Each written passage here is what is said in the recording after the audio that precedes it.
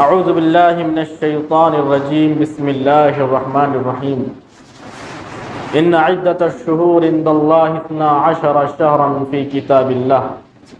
یوم خلق السماوات والارض منها 4 حرم۔ محترم حاضرین، بزرگوں، نوجوان ساتھیوں، عزیز بچوں اور ماں و بہنوں،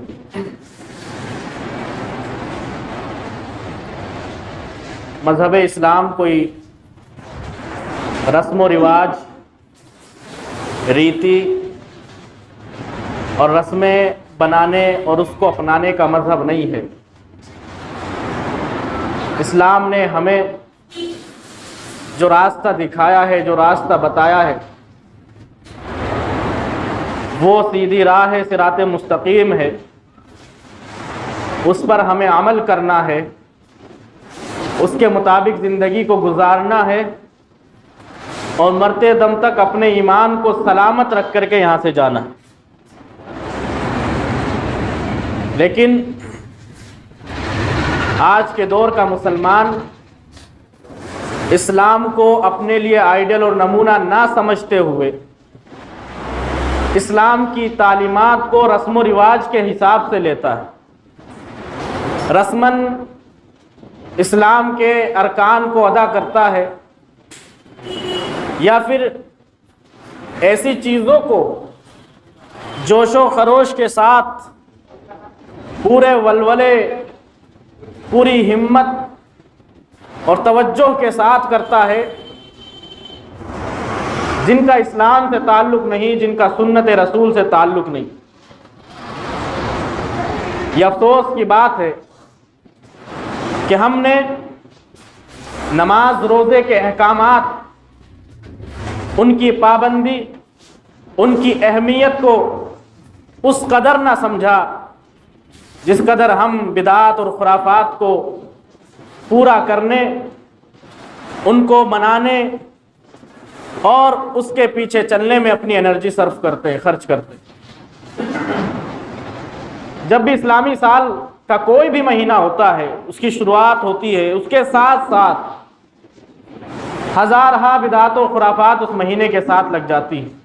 اسلامی سال شروع ہوتا ہے، محرم کا مہینہ شروع ہوتا ہے، ہم دیکھتے ہیں اپنے نام نہاد سو کالڈ مسلمز کو، ان کے جو اسٹیٹس ہوتے ہیں، ان کی جو پروفائلز ہوتی ہیں، وہاں پر نئے سال کی مبارکباد، نئے سال کی دعا یا نئے سال کو طرح طرح سے سیلیبریٹ کرنے کا عمل ہمیں دیکھا جاتا ہے۔ حالانکہ اسلامی نقطہ نظر سے اسلامی سال ہو یا غیر اسلامی سال ہو، نیا ہو کہ پرانا، اس کو منانے کا عمل نہیں ہے۔ یہ ایک رسم ہے، ایک ریتی ہے، ایک رواج ہے، اسلام کا اس سے کوئی تعلق، لیکن مناتے ہیں ہم لوگ کیونکہ ہم نے اسلام کو جو رخ دے دیا، جو رنگ دیا، وہ یہ سمجھ لیا کہ اسلام انہی چیزوں کا نام ہے کہ ہم ظاہری طور پر مبارکبادیاں پیش کر دیں، ظاہری لبادہ اسلامی بنا لیں، کوئی ایک دن آئے اس میں کرتا پاجامہ ٹوپی لگا کر کے مسجد کی طرف چلے جائیں تو ہم مسلمان ہو گئے، لیکن یہ اسلام نہیں ہے۔ نئے سال اگر آیا ہے تو ہمیں اس کی عبرتوں کو دیکھنا چاہیے، ہمیں سمجھنا چاہیے کہ اس سال میں ایسے کیا کیا کارنامے ہم نے انجام دیے جو ہم کو نہیں انجام دینے چاہیے۔ اپنا محاسبہ کرنا چاہیے کہ ایک سال گزر گیا، اس گزرنے کے بعد ایک نیا سال آیا ہے، تو ہمارا پچھلا سال اسلامی اعتبار سے کتنا اچھا رہا، کتنا خراب رہا۔ اپنا ڈیٹا کلیکٹ کر کے اپنے اعمال پر توجہ دے کر کے اپنی اصلاح کی کوشش کرنی چاہیے، اور یہ بھی دیکھنا چاہیے کہ کیا کیا واقعات، کون کون سے مسائل اس سال کے ساتھ جڑے ہوئے ہیں، نئے سال کی شروعات سے جڑے ہیں۔ اسلامی سال کا نام ہجری سال کیوں رکھا گیا؟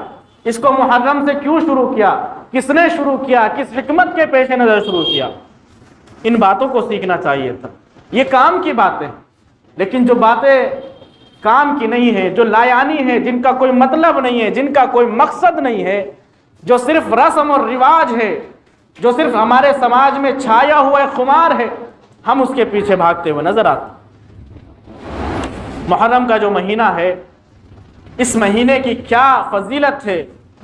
کس لیے یہ فضیلت ہے، اللہ کے نبی نے کیا کیا اعمال اس مہینے میں انجام دیے، کس عمل کو پسند کیا ہے اور کن اعمال کو ناپسند کیا ہے، وہ ہمیں دیکھنے چاہیے۔ یاد رکھیں کہ مہینوں کی تعداد 12 ہے، چاہے اسلامی ہو یا غیر اسلامی۔ اسلامی مہینے بھی 12 ہی ہیں۔ اللہ رب العالمین نے قرآن کے اندر ذکر کیا کہ مہینے اللہ نے 12 بنائے ہیں۔ ان عدۃ الشہور عند اللہ 12 شہرا فی کتاب اللہ یوم خلق السماوات والارض منها 4 حرم۔ کیا آسمان و زمین کی پیدائش سے ہی اللہ رب العالمین نے مہینے 12 رکھے ہیں۔ مہینوں کی تعداد 12 ہے جب سے آسمان و زمین پیدا ہوئی۔ تو یہ اسلامی شعار ہے، یا یہ کہیے کہ اللہ رب العالمین کی تعلیم ہے کہ مہینوں کی تعداد 12 ہوگی، ایک سال کے اندر 12 مہینے ہوگی۔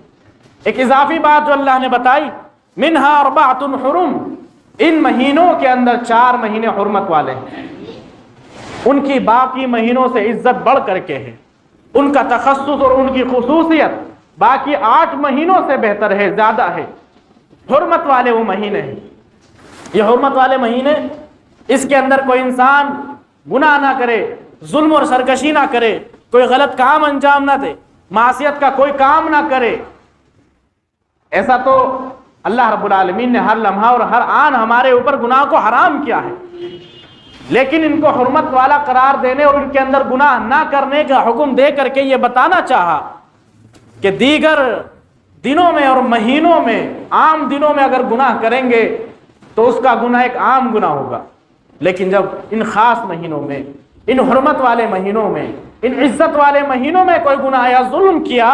تو اس کا گناہ بڑھ کر کے ملے گا، اس کا ظلم کا جو گناہ ہوگا، بدلہ ہوگا، وہ اضافی طور پر ملے گا، کیونکہ آپ نے اس کی حرمت پامال کی، گناہ تو کیا ہے اور ساتھ ہی ساتھ اس حرمت کا خیال نہیں رکھا، اس مہینے کی حرمت کا، عزت کا خیال نہیں رکھا۔ اور ایسا بھی نہیں ہے کہ صرف مسلمانوں کے یہاں یہ حرمت والے مہینے ہیں، بلکہ مشرکین بھی، کفار بھی ان کو عزت والا مہینہ سمجھتے تھے، اس کا احترام کرتے تھے، ان مہینوں میں لڑائی بھڑائی کو ختم کر دیتے تھے، ان کی عادت تھی، ان کی گٹی میں ملی ہوئی تھی لڑنا بھیڑنا، ذرا ذرا سی باتوں پر جھگڑ جاتے تھے، لیکن وہ اس مہینے میں آ کر کے لڑائیوں کو ختم کر دیتے تھے، بند کر دیتے تھے، لڑائی نہیں کیا کرتے تھے، یہاں تک کہ ان کے باپ کا قاتل بھی اگر ان کے سامنے آ جاتا تھا اس سے بدلہ نہیں لیتے تھے، ان کو بھی اس مہینے کی حرمت کا خیال تھا۔ اللہ کے نبی صلی اللہ علیہ وسلم نے اس مہینے کی فضیلت میں اس طرح بھی اضافہ کر دیا کہ اس مہینے میں روزہ رکھنا سب سے بہترین عمل قرار دیا، یعنی یہ کہ نفلی روزے یا سنت کے جو روزے ہوا کرتے وہ انسان کبھی بھی رکھ سکتا ہے، لیکن اللہ کے نبی نے کہا نفلی روزوں کا اگر کسی کو اہتمام کرنا ہے تو اس کے لیے سب سے بہتر مہینہ محرم کا مہینہ، رمضان کے روزوں کے بعد، یعنی فرض روزوں کے بعد سب سے بہتر روزے محرم کے روزے۔ کوئی انسان اگر نفلی روزہ رکھنا چاہتا ہے، نفلی عبادت کرنا چاہتا ہے تو وہ محرم کے مہینے میں نفلی روزے رکھ کر کے عبادت کر سکتا۔ اللہ کے نبی صلی اللہ علیہ وسلم نے ارشاد فرمایا، افضل الصیام بعد رمضان شہر اللہ المحرم، کہ سب سے افضل روزے رمضان کے بعد اللہ کے مہینے محرم کے روزے۔ تو اس طرح اللہ کے نبی نے اس کی فضیلت میں اضافہ کیا کہ محرم کے روزے افضل ترین نفلی روزے قرار دیے، افضل روزے، نفلی روزے جو فرض اور واجب نہیں ہیں، ان میں سب سے بہتر روزے ہیں محرم کے روزے۔ لیکن ہم کو ان تعلیمات کی خبر نہیں، ہم کو معلوم نہیں کہ محرم کے اندر ہمیں کرنا کیا ہے، کیا کرنا چاہیے اور نبی کی کیا تعلیمات رہی۔ اللہ کے نبی صلی اللہ علیہ وسلم نے محرم کے مہینے کو اللہ کا مہینہ قرار دیا، ایک اضافت، ایک صفت، ایک نسبت اللہ رب العالمین کی طرف کر کے اس کو عزت اور شرف بخشا۔ جس طرح سے تمام کی تمام مسجدیں اللہ رب العالمین کی ہیں، لیکن جب ہم بیت اللہ کہتے ہیں اللہ کا گھر اور اس سے کعبہ کو مراد لیتے ہیں تو کعبہ کی عزت بڑھ جاتی ہے۔ اللہ کا گھر اس کو جب کہہ دیا جاتا ہے، اللہ کا گھر جب کہا جاتا ہے تو اس کے عزت میں، اس کے شرف میں، اس کی منزلت اور قدر میں اضافہ ہوتا ہے۔ ایسے ہی اللہ کے نبی صلی اللہ علیہ وسلم نے محرم کو شہر اللہ کہا، اللہ کا مہینہ کہا، اس طرح اس کی قدر و منزلت میں اضافہ کیا کہ اس کو اللہ رب العالمین کا مہینہ قرار دیا۔ اور اس کے علاوہ رسول اللہ صلی اللہ علیہ وسلم نے نفلی روزوں کا جو حکم دیا، اس کے علاوہ اس کے 9 اور 10 تاریخ کے روزوں کا بھی اللہ کے نبی صلی اللہ علیہ وسلم نے حکم دیا۔ اللہ کے نبی نے اس کی فضیلت بھی بیان کی کہ عاشورہ کا روزہ، محرم کی 10 تاریخ کا روزہ یکفر السنۃ الماضیہ، پچھلے گزشتہ 1 سال کے گناہوں کا کفارہ ہوتا ہے۔ جو 1 سال پیچھے ہم نے گناہ کیے، اپنی زندگی گناہوں میں گزاری ہے، اللہ رب العالمین اس ایک روزے کے بدلے، اس ایک روزے کی بدولت ان گناہوں کو معاف کر دیتا ہے۔ جو روزہ 10ویں تاریخ کو رکھا جاتا ہے، اور یہ گناہ یاد رکھیں کہ گناہ صغیرہ، جو صغیرہ گناہ جانے انجانے میں ہم سے سرزد ہو جاتے ہیں،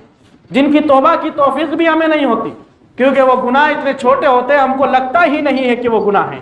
اللہ رب العالمین کا رحم و کرم ہمارے اوپر ہے کہ اس نے ان اعمال کی بدولت ان چھوٹے گناہوں کو معاف کر دیا ہے، اور اس طرح کی سبیل ہمارے لیے بنا دی، ایسے ذریعہ بنا دیا کہ ہم ایسے اعمال اگر کریں گے تو وہ چھوٹے موٹے گناہ معاف ہو جاتے ہیں۔ ورنہ ہمیں احساس نہیں ہوتا کہ چھوٹے گناہ کون سے ہیں، ہم کب کون سا گناہ کر جاتے ہیں اور وہ اللہ کے یہاں گناہ لکھ دیا جاتا ہے۔ ہم اس کی توفیق نہیں ہو پائے گی ہمیں کہ ہم اس سے معافی مانگ لیں، کیونکہ ہمیں احساس بھی نہیں ہو پاتا، ہمیں پتہ ہی نہیں چل پاتا کہ ہم سے گناہ ہوا۔ اور جو گناہ کبیرہ ہوتے ہیں اس کے لیے بطور خاص اللہ رب العالمین سے توبہ کرنے کی ضرورت ہوتی ہے۔ اسی طرح سے جو اللہ رب العالمین کے بندوں کا حق ہم نے مارا ہوتا ہے، اس میں 2 شرطیں ہوتی ہیں، ایک تو اللہ رب العالمین سے بھی توبہ کرنی ہے، اور دوسرا اس بندے سے بھی معافی طلب کرنی ہے۔ بہرحال اللہ کے نبی صلی اللہ علیہ وسلم نے ارشاد فرمایا کہ یکفر السنۃ الماضیہ، عاشورہ کا روزہ 10ویں تاریخ کا، 10ویں محرم کا روزہ 1 سال گزشتہ کے گناہوں کو معاف کر دیتا ہے۔ حاضرین، اس روزے کا بھی اہتمام قریش کیا کرتے تھے،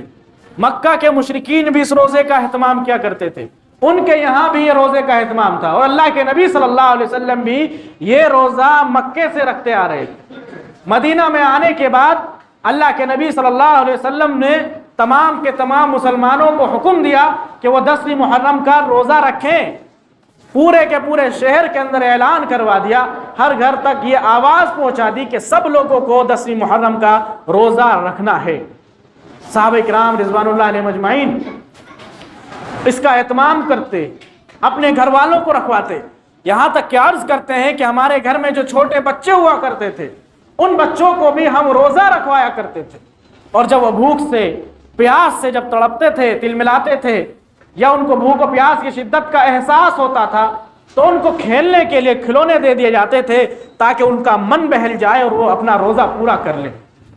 تو یہاں صحابہ کرام کے یہاں بھی اہتمام تھا، مکہ میں بھی اہتمام تھا، اور مدینہ میں آنے کے بعد بھی اہتمام تھا۔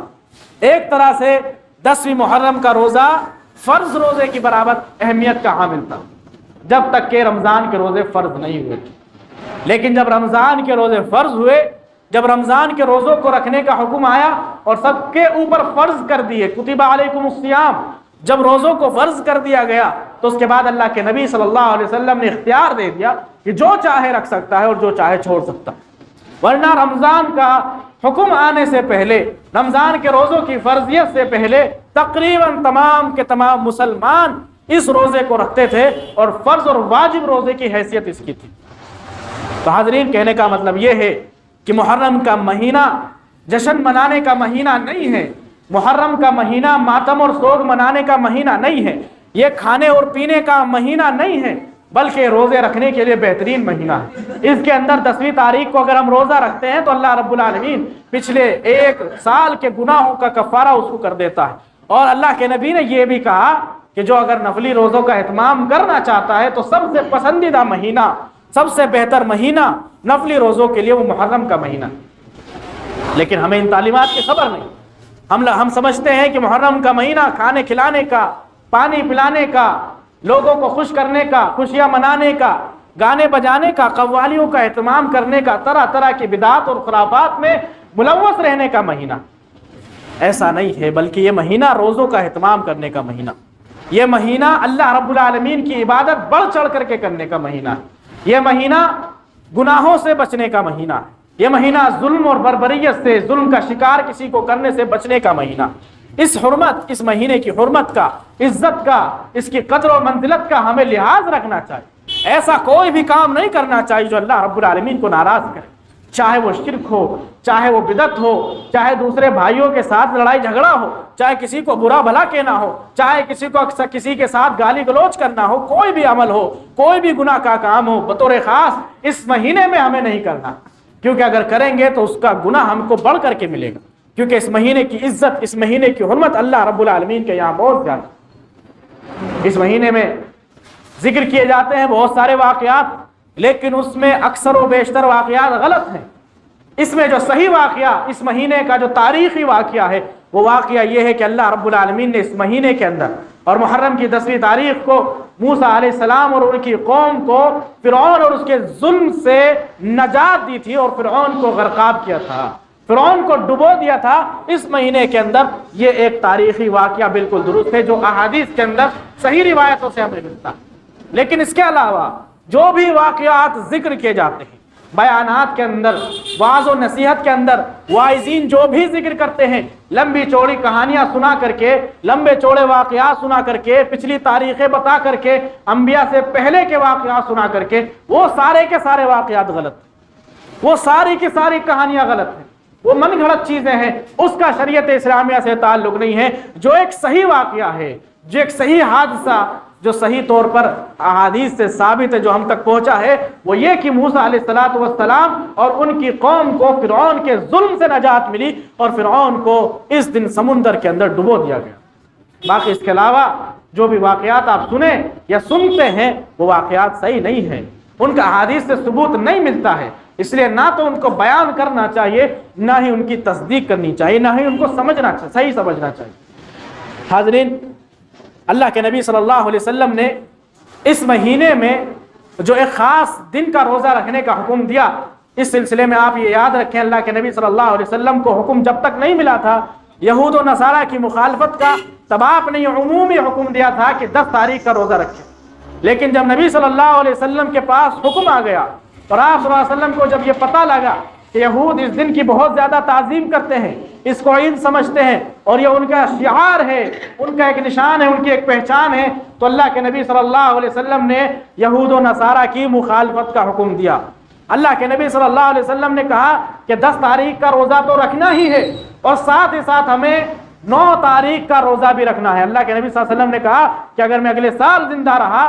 تو میں 9 تاریخ کا روزہ بھی رکھوں گا اور 10 تاریخ کا بھی رکھوں گا، تاکہ یہودیوں کی مخالفت ہو سکے، کیونکہ یہود 10ویں تاریخ کو بہت زیادہ مانتے تھے، اس کا اہتمام کرتے تھے، اس کو اپنا شعار اور اپنے عید سمجھتے تھے۔ اللہ کے نبی صلی اللہ علیہ وسلم نے کہا کہ ہم اللہ رب العالمین کی عبادت کرتے ہوئے 10 تاریخ کا تو روزہ رکھیں گے، لیکن ساتھ ہی ساتھ ہمیں یہود و نصارہ کی ان کے شعار میں مخالفت کرنی، یہود و نصارہ کے طور طریقے سے ہٹ کر کے چلنا ہے، ان کے چال چلن کو نہیں اپنانا، ان کے پیچھے پیچھے نہیں چلنا ہے، اس لیے ان کی مخالفت کرنے کے لیے 9 تاریخ کا روزہ بھی فرض کیا گیا۔ 9 تاریخ کا روزہ رکھنے کا بھی اللہ کے نبی صلی اللہ علیہ وسلم نے حکم دیا تاکہ ان کی مخالفت ہو۔ 9 تاریخ کی کوئی فضیلت اللہ کے نبی نے نہیں بتائی، 9 تاریخ میں روزہ رکھنے کی فضیلت نہیں بیان کی، فضیلت صرف 10 تاریخ کے روزے رکھنے کی ہے، لیکن 9 تاریخ کا جو روزہ اضافہ کیا گیا ہے وہ یہود و نصارہ کی مخالفت کے لیے کیا گیا۔ ہمارے لیے پیغام ہے اس کے اندر، ہمارے لیے ایک میسج ہے اور ایک سوچ ہے جو ہمارے ذہن میں ہونی چاہیے کہ ہم اپنا طور طریقہ یہود و نصارہ سے مختلف رکھیں،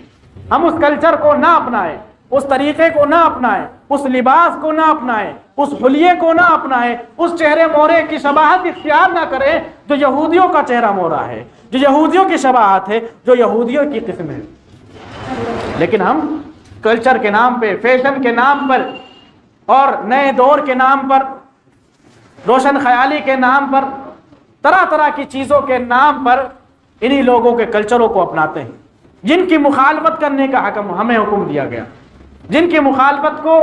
کرنے کا ہمیں واجبی حکم ملا ہے، لیکن ہم مسلمان ہیں کہ انہی کے طور طریقے کو اپناتے ہیں۔ اس 9 محرم کے روزے کا پیغام کو سمجھیے۔ اللہ کے نبی صلی اللہ علیہ وسلم نے ارشاد فرمایا خالف الیہود وصوم التاسع والعاشرہ، کہ یہودیوں کی مخالفت کرو اور 9 اور 10 دونوں تاریخوں کا روزہ رکھو۔ اگر صرف 10 تاریخ کا روزہ رکھتے تو یہودیوں کی موافقت ہو جاتی، یہودیوں کے ساتھ چلنا ہو جاتا، یہودیوں کی طرح عمل کرنا ہو جاتا، لیکن اللہ کے نبی صلی اللہ علیہ وسلم نے حکم دیا 9 تاریخ کا بھی روزہ رکھا، 10 تاریخ کا بھی روزہ رکھنا ہے تاکہ یہودیوں کی مخالفت ہو، کیونکہ اسلام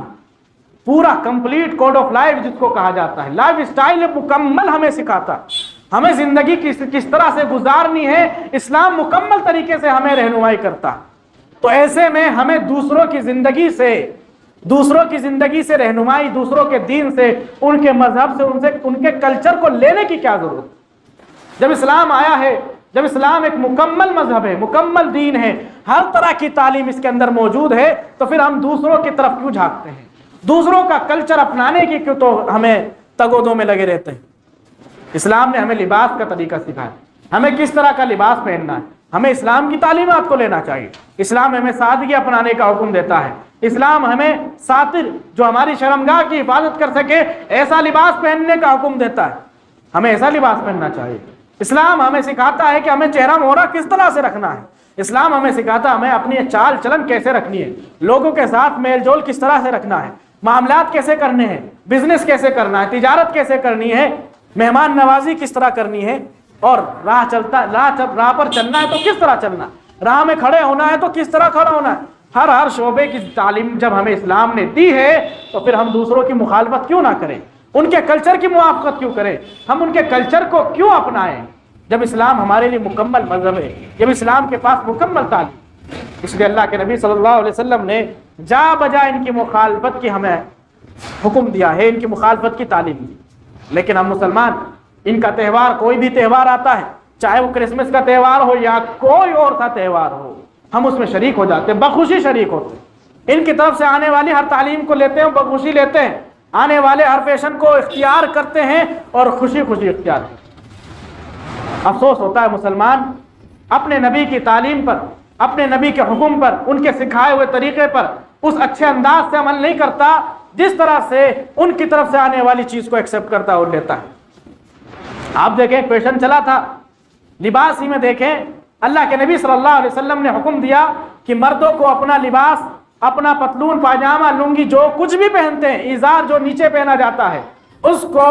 ٹخنوں سے اوپر رکھنا ہے۔ یہ تعلیمات ہوتی رہی ہیں، بیان کی جاتی رہی ہیں، اور ایسا نہ کرنے والوں کے لیے کیا سزا ہے کہ اللہ رب العالمین اس حصے کو جو ٹخنے سے نیچے ہوگا کپڑے کا جہنم میں جلائے گا۔ یہ ساری وعیدیں ہمیں پتہ ہے، بیان ہوتی ہیں، سب کو معلوم ہے، لیکن کسی نے اس پر عمل نہیں کیا۔ مسلمانوں میں سے بہت کم ایسی تعداد تھی جو اس پر عمل کرتی تھی، لیکن ایک مغربی کلچر سے ایک فیشن آیا جس کے اندر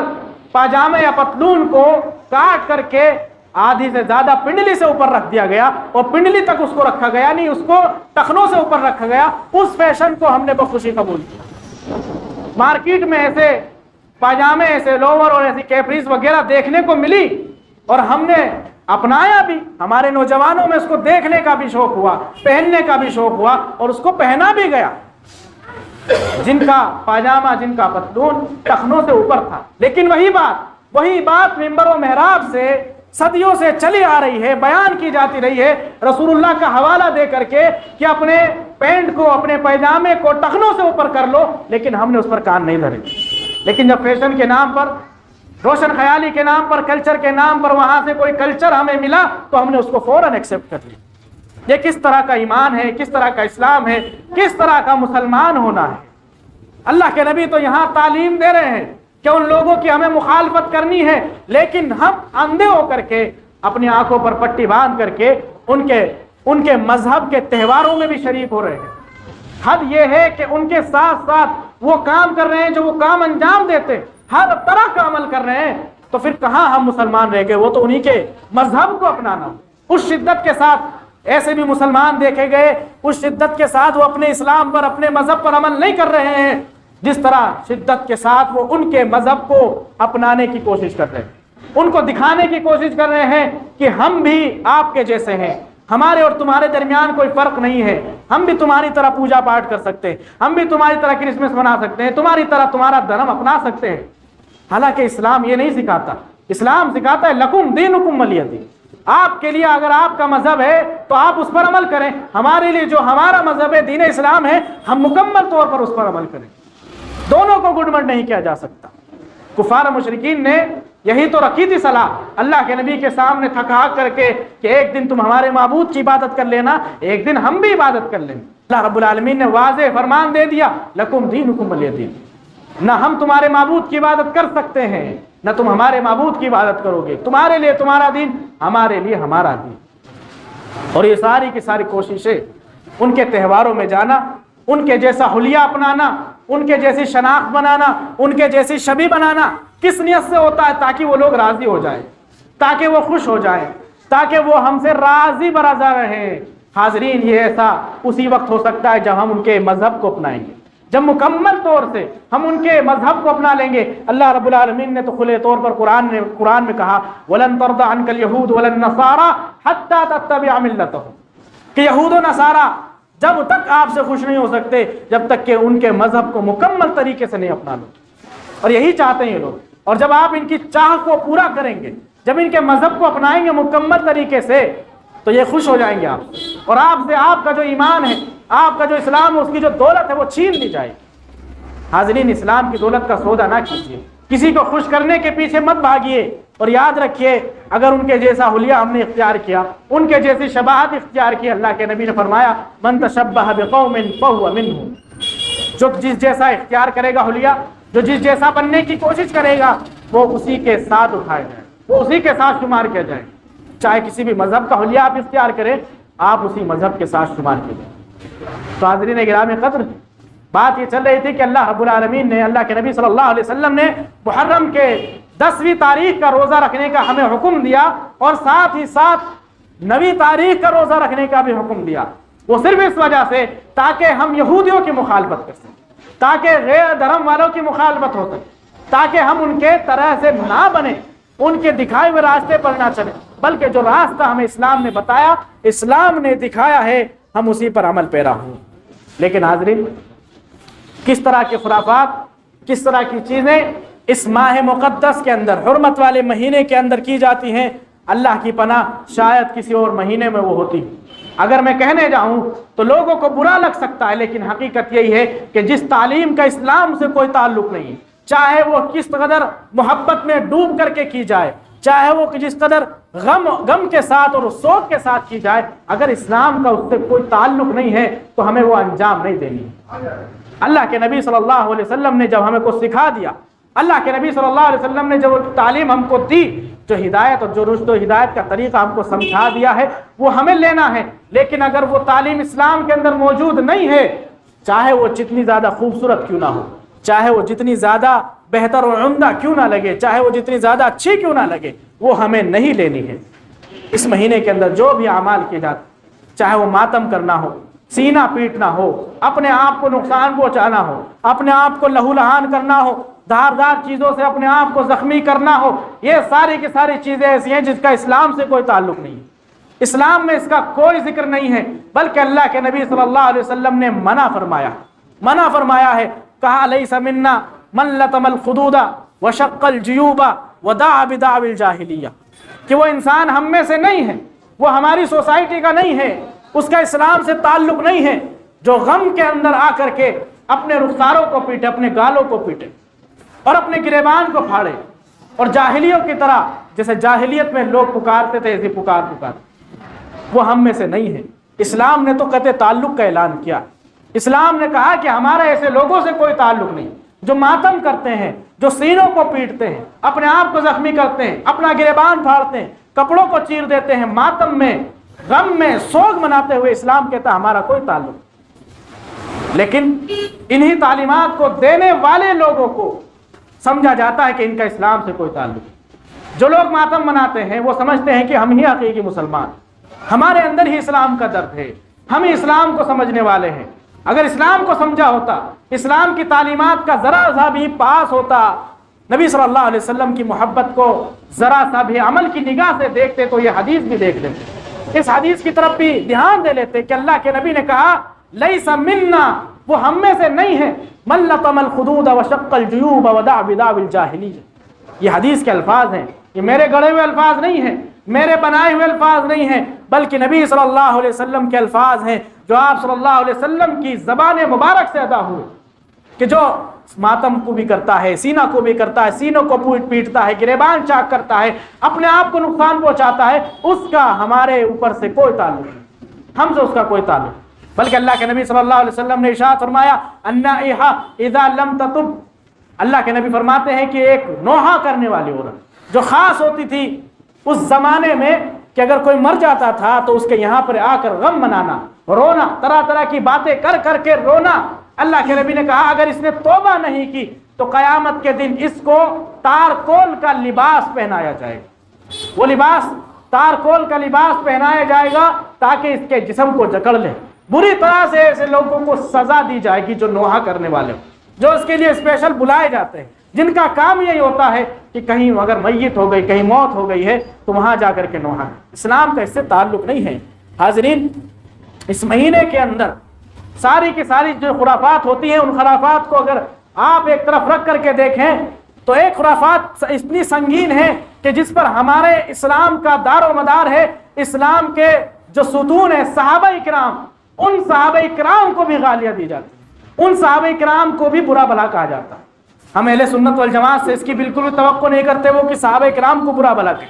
یہ دوسرے لوگوں کا کام ہے، لیکن حالات کو، واقعات کو، پس منظر کو اس طرح سے توڑ مروڑ کر پیش کیا جاتا ہے کہ ہمارے دل کے اندر صحابہ اکرام سے نفرت پیدا ہونے لگ جاتی ہے، صحابہ اکرام سے بغض ہونے لگتا ہے، ہم صحابہ اکرام کو برا سمجھنے لگتے ہیں۔ یہ ایک سازش کے تحت ہوتا ہے، یہ ایک سازش کے تحت کیا جاتا ہے اور کیا جا رہا ہے اس وقت سے جب سے صحابہ کرام کے درمیان اختلافات پیدا ہو۔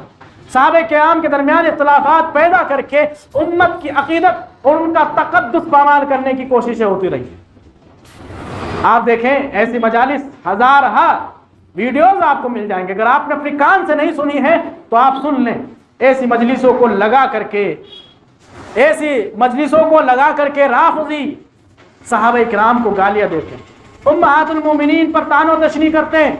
عائشہ رضی اللہ تعالیٰ عنہ پر تہمت لگاتے ہیں، حضرت ابوبکر اور عمر رضی اللہ عنہما کی توہین کی جاتی ہے، حضرت عثمان رضی اللہ تعالیٰ عنہ کو برا بھلا کہا جاتا ہے، یہ بھی کہہ دیا جاتا ہے کہ سارے کے سارے صحابہ کرام نے اللہ کے نبی کے بعد دین چھوڑ دیا تھا، صرف 5 صحابہ کرام ایسے تھے جو مسلمان رہ گئے تھے، باقی سب مرتد ہو گئے، یہ تک کہہ دیا جاتا ہے۔ آخر بتائیے محرم کا یا حضرت حسین رضی اللہ تعالیٰ عنہ کی شہادت کا صحابہ کرام کو برا بھلا کہنے سے کیا تعلق ہے؟ صحابہ کرام کو برا بھلا کیوں کہا جاتا ہے؟ وہ اس لیے کہا جاتا ہے تاکہ دین کا جو اصلی چہرہ ہے، جو دین کی تعلیمات کو وہ لے کر آئے ہیں، وہ مسخ ہو جائے۔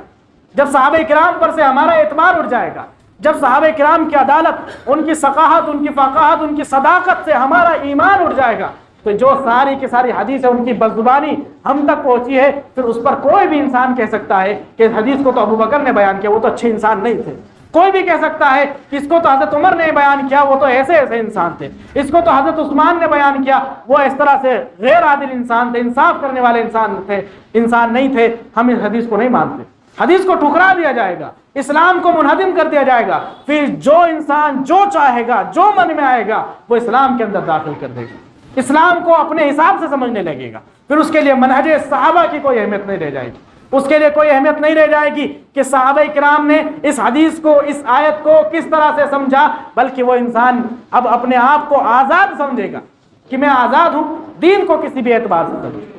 اور یہ اصول یاد رکھیں، یہ اصول یاد رکھیں، قرآن کی کوئی بھی آیت ہو، کوئی بھی حدیث ہو، انسان اس کو اپنے لحاظ سے نہیں سمجھ سکتا، بلکہ ہمیں ضروری ہے کہ ہم دیکھیں کہ صحابہ کرام نے اس آیت اور حدیث کو کس طرح سے سمجھا، صحابہ کرام نے اس پر کس طرح سے عمل کیا ہے۔ اگر یہ عمل ہم کو دکھے صحابہ کرام کی نگاہ میں، صحابہ کرام کی زندگی میں، ان کی سیرت کے اندر، تو ہمیں اپنانا ہے، لیکن اگر وہ عمل صحابہ کرام نے نہیں کیا ہے، چاہے وہ جتنا بھی اچھا ہو، ہمیں نہیں کرنا ہے۔ اس کو کہتے ہیں منہج صحابہ۔ منہج صحابہ کا جو معیار اللہ رب العالمین نے ہمیں دیا ہے، اس کو ختم کرنے کی سازشیں ہوتی ہیں صحابہ کرام کو گالیاں دے کر کے، ان کو برا بھلا کہہ کر کے، ان کے خلاف واقعات بیان کر کے۔ کیا فائدہ ہے امت کو ان واقعات کا؟ کیا فائدہ ہونے والا ہے؟ فائدہ تو تب ہوگا تب ان کو کوئی دین کی بات بتائی جائے، جب ان کو کسی عمل کی طرف ابھارا جائے، جب کسی گناہ سے روکا جائے، جب سنت پھیلائی جائے، جب بدعات سے روکا جائے، جب ان کو منہج دیا جائے، صحیح عقیدہ دیا جائے، لیکن ایسے واقعات سن کر کے ان کے دلوں میں صرف اور صرف نفرت پیدا ہوتی ہے،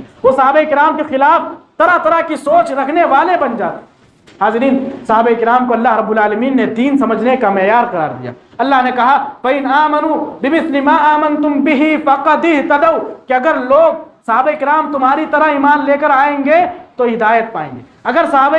کرام کی طرح ایمان لائیں گے تو ہدایت پائیں گے۔ مطلب کیا ہوا؟ اگر صحابہ کرام کی طرح ایمان نہیں لائے، ان کی طرح عمل نہیں کیا، ان کی طرح دین کو نہیں سمجھا، تو ہدایت پر نہیں ہیں لوگ،